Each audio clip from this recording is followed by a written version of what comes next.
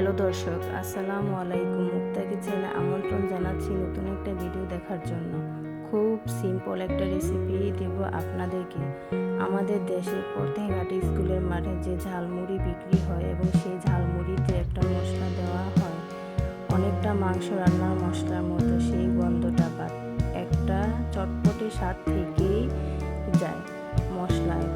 আর সেই মশলাটাই আজকে খুব সহজে তৈরি করব। প্রথমে আমি গুঁড়া মশলাটা পানি দিয়ে মিশিয়ে একটা পেস্ট তৈরি করে নিব। 1 চা চামচ হলুদের গুঁড়া, 1 চা চামচ মরিচের গুঁড়া, 1 চা চামচ ধনিয়ার গুঁড়া, 1 চা চামচ জিরার গুঁড়া, 1 চা চামচ লবণ দিয়ে পানি দিয়ে ভালো করে মশলাটা মিশিয়ে নিব।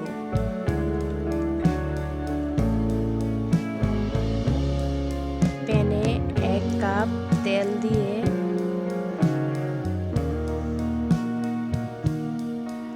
1 কাপ পেঁয়াজ বাটা দিয়ে ভালো করে নেড়েচেড়ে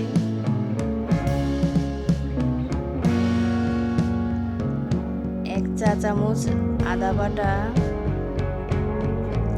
1 চা চামচ রসুন বাটা দিয়ে মশলাটা ভালো করে মিশিয়ে নিব।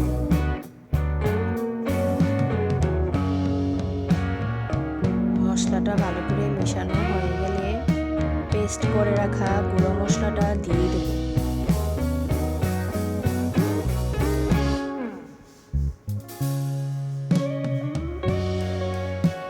মশলাটা পেঁয়াজের সাথে ভালো করে মিশিয়ে নিব। অল্প আছে এটাকে আমি ভেজে নিব।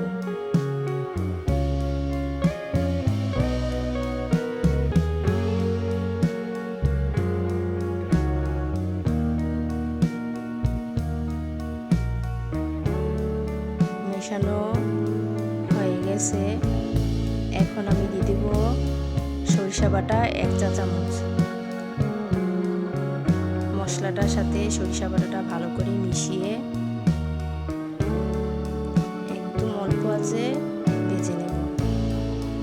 মশলা থেকে তেলটা ছেড়ে দিয়েছে, এখন বুঝতে হবে এটা আমার হয়ে গেছে। এখন আমি চটপটি মশলা দিয়ে দেব। চটপটি মশলা দিব 2 চা চামচ। চটপটি মশলাটা দিয়ে ভালো করে মশলাটার সাথে মিশিয়ে নিব। অল্প আছে ভালো করে মিশিয়ে নিব। দেখেন কত সুন্দর মুড়ি হয়েছে। আপনাদের সুবিধার্থে আমি মুড়ি মেখে দেখাবো।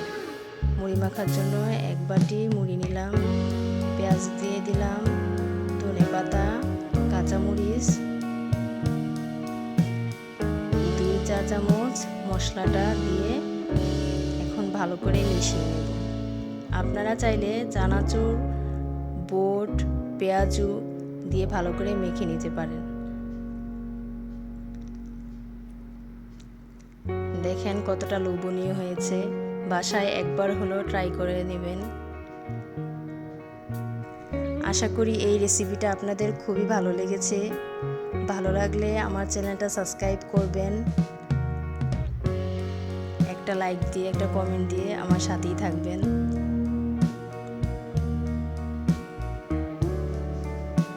আজ এই পর্যন্তই, সবাই ভালো থাকবেন। আল্লাহ হাফেজ।